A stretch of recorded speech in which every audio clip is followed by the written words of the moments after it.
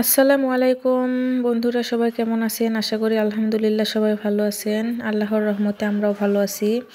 সকালবেলা ঘর গোছানোর কাজ করছি। কালকে অনেক কাপড় ধুয়েছিলাম, সেগুলো সব গুছিয়ে নিয়েছি। এখন ঘর ঝেড়ে বিছানা পেরে ভালোভাবে পরিষ্কার করে নিচ্ছি। ফার্নিচারে অনেক ধুলা পড়েছে।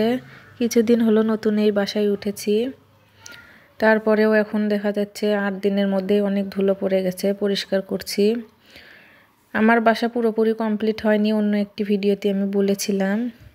রং করিনি এখনও, কাঁচা দেওয়ালে রং করা সমস্যা হয়, ওই জন্য করা হয়নি। কিছুদিনের মধ্যে ইনশাল্লাহ রং করে মেঝের টাইলস পেরে বাসা কমপ্লিট করব। সবাই দোয়া করবেন ইনশাল্লাহ। জিনিসপাতিগুলো মুছেছি, এখন এই পাশের ঘরের জিনিসগুলো মুছছি। দেখেন কি ধুলো পড়েছে, অনেক ধুলাবালু পরিষ্কার করছি। এরপর আমি ঘর দোর পরিষ্কার করে সকালে রান্না বান্না করিনি, এখনও রান্না করব। তো এই পাশের রুমটাও পরিষ্কার করা হয়ে গিয়েছে আমার। এখন আমি বসার রুমে যাব। বসার রুমটা ভালোভাবে মুছে পরিষ্কার করে নিচ্ছি। বাসায় ছোট বাচ্চা আছে, সব সময় বাসা নোংরা হয় বেশি, এই কারণে। এই যে আমার পরিষ্কার করা হয়ে গিয়েছে, এখন ঘর ঝাড়ু দিয়ে নিয়ে আমি রান্না করব। ভাবছি সকালে রান্না করব না, ভাত ভাজি করব আর ডিম ভেজে খেয়ে নিব। দুপুরে রান্না করব, দুপুরে আর রাতের জন্য একবারে রান্না করে নিব।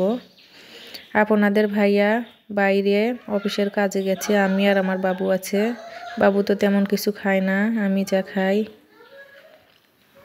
এই দেখুন পরিষ্কার করা হয়ে গিয়েছে। আমি এখন রান্নাঘরে যেয়ে খাবার বানাবো। রান্নাটা দুপুরেই করব, কিন্তু এখন খাওয়ার জন্য ভাত আছে, ভাতটা ভেজে নিব এবং ডিম ভাজি করে খেয়ে নিব। আর আমার বাচ্চা তো সকালবেলায় কলা পাউরুটি খেয়েছে, ও এখন খাবে না। আমি গাছটাতে একটু পানি দিয়ে নিচ্ছি। এই গাছটিতে যত পানি থাকবে তত গাছটি সুন্দর হবে। আমি ডিম ডেকে এখন ভেজে নিব।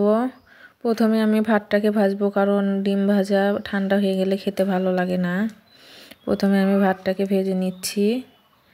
বাবু সকালবেলা খাওয়া দাওয়া করেছে, নাস্তা করেছে, ও ভাত খাবে না। ওর জন্য গরম ভাতই রান্না করতাম, তো ও খাবে না, ওই জন্য আমি এই ঠান্ডা ভাতটাই ভেজে নিচ্ছি।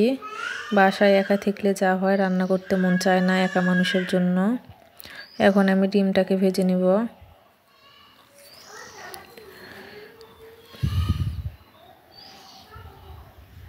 ডিমটা আমার ভাজা হয়ে গিয়েছে, এখন আমি নামিয়ে নিব। আমার রেডি খাবার। কেমন হয়েছে ভিডিওটি অবশ্যই কমেন্টে জানাবেন। আল্লাহ হাফেজ।